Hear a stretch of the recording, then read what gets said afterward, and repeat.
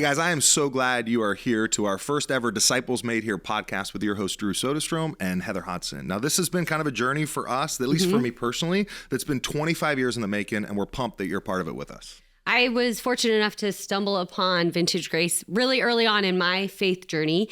And Drew just has this excitement and this joy in Jesus and this zeal that kind of leaks into everything that he does. And it quickly captivated myself and my family and kind of got us on this journey. Long story short, but got us to this point where I've begrudgingly agreed to do a podcast with him. But really the idea is to bring as much of the ideas and content that have truly changed my life and a lot of other people that we know to as many people as possible. So if you have no idea what a disciple is, you're in good company. And if you already love Jesus and you just want to learn a little bit more, we're super excited to be with you. I love it. And really the journey for me started, like I said, 25 years ago in a library of all places where I was captivated by the joy of Jesus. And that just leaks out of me wherever I go. And anyone who's willing to listen, I just want them happier tomorrow than they are today. And so that was 25 years ago. Launching forward a few years later, I became a full-time pastor. In my history and ministry, I've been a professor at Biola University, Professor William Jessup, taught hermeneutics and homiletics and really just how to read the book and how to live the book, even more importantly. And so that led us to planting a church called Vintage Grace in 2014. My wife and I moved here. That's how we met, Wes and Heather. When we planted Vintage, we jokingly tell people that we knew there was going to be guaranteed growth in that because we were a family of 4. Jen was pregnant. So I'm like, one way to guarantee 25% growth is to have a baby within your first couple months of the church. So there really were 2 huge surprises for us planting Vintage. The first one was growth. When we moved here, I honestly believed that we want to be a large growing church. I was like, man, we're going to talk about sin and the need for repentance. I thought most people just wanted a slap on the butt sermon to be told that they're awesome. And we're like, I'm not awesome, but God is. And so we were confident in the call that God said, hey, go tell people about the joy that I offer you. But I really didn't think that we were going to grow. And yet by God's grace, what we discovered is there were a lot of people that were new to faith, that wanted to be happier tomorrow than they were today, that discovered the joy of Jesus with us.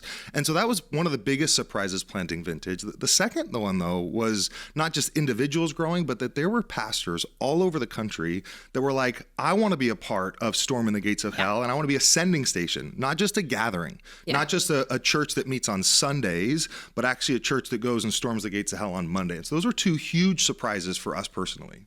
Yeah. And a little bit about me. I came to faith at about 25 years old.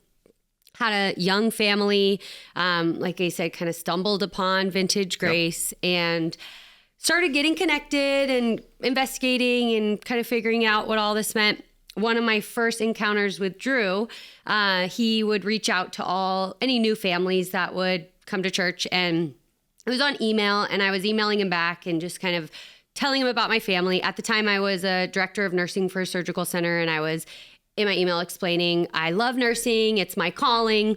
And he was really quick to respond and kind of shoot me down. And he said, glad you love being a nurse, but your calling is not being a nurse. It's being a child of God. And I said it nicely, right? Because I don't remember this. But I read it kind of like, whatever, what does that mean? It meant nothing to me, but it did kind of plant a seed. And my husband and I talked about that over and over for years, just of like, what does that mean? What he would always use the word disciple. I didn't even understand what that meant. Right. And so over the years, we've had so many conversations, myself and Drew and his wife, Jen.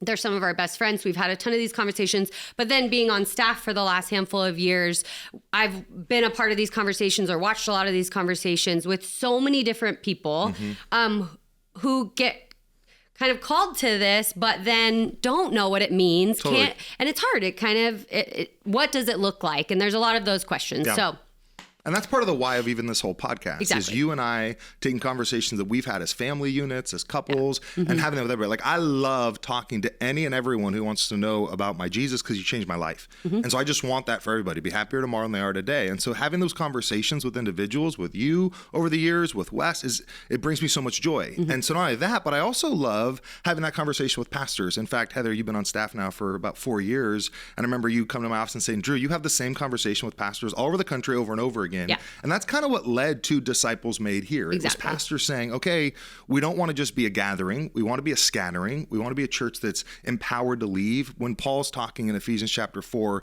he says, man, the purpose of the church is to equip the saints to go do the work of the ministry. Right. And that's a Monday through Friday thing, not a Sunday thing. Right. But we're trained as pastors to do Sundays. Yep. And so I was having those conversations with pastors, and again, they were hungry, humble, hustle, like they were HQ. They wanted to see the kingdom come this side in their town, this side of heaven. And I love that. And so that launched a lead pastors cohort called Disciples Made Here. How do we as a church be a gathering for the scattering? How do we be able to say that everyone in our church is a sent one, and how disciples are actually made here? And so it was fun. The elders came to me one day and they were like, why don't we get to do that senior pastor cohort? I'm like, because you're not a senior pastor. But they're like, well, you say I'm the pastor of my family, of my home. So we launched the senior pastor cohort. We walked our elders through it, our staff through it. And so whether it's you or somebody else, like we love that because it's changed our life. Yeah, and that's kind of the point. This is a game changer. This has changed my life entirely.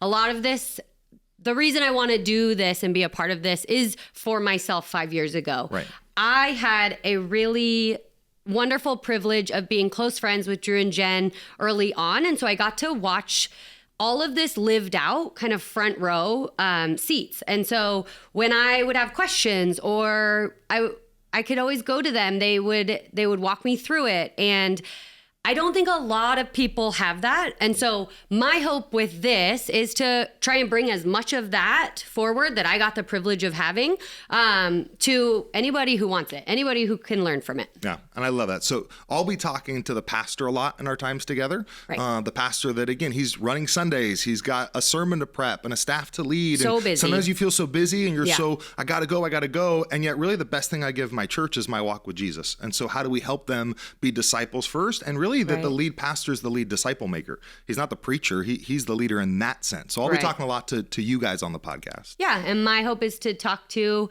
anybody else who maybe this ministry isn't their job, it isn't your job, but you're a dentist, a nurse, a mom, a CrossFitter, all these different things that we do. But these concepts change all of those things and they leak into everything. Yeah. So it's for anybody else. Yeah. So what we hope to expect and to do together in our conversations is to have honest conversations. We'll share our life and our story with you guys, real stories in real time. We'll share some really practical next steps for everyone, not just for pastors, for people, because we're all sent ones. We'll talk a lot about our identity as son and as daughter, a lot about the mission of God, a lot about church culture, our church culture, the Big C church culture. We'll try to define discipleship and the mission that Jesus has sent us on. And so we love at our church the mantra from Home Depot that you can do it and we can help. And I view that's my role and really our role as a podcast. Yep. I'm super excited. I'm nervous. I didn't love the idea of doing a podcast, but I genuinely am excited. Yeah. I think this has potential to change a lot of people's lives. So I would love for you to subscribe, to share this with anybody you also think might find it interesting. We have social medias and our website is disciplesmadehere.org. So you can check all of that out. And we're just pumped. Jesus has changed our life and he sends us to go make disciples. And so we're excited to serve you in this way, to serve with you, because we do believe it's changed our marriages, our families, our town, our church. And we do believe that God is the Lord of the harvest and that he's storming the gates of hell through sending you to be someone that can say disciples are made here, wherever you live, work, and play.